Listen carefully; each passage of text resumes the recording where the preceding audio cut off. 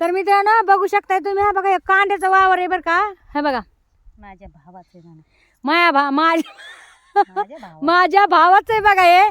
आपले जे बाजू म्हणजे याचे शेतातले बाजूचे नाहीत का भाऊ, त्यांच्यावाला आहे बघा मस्त पैकी. हे का किती छान कांदा आहे का काय मावशी? कांदा गोटाचा.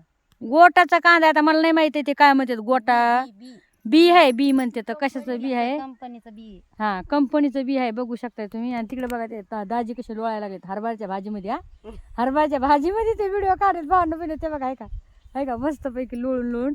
मी आले इकडं मावशीकडं. हे बघा इथं मावशी आहेत बसलेले.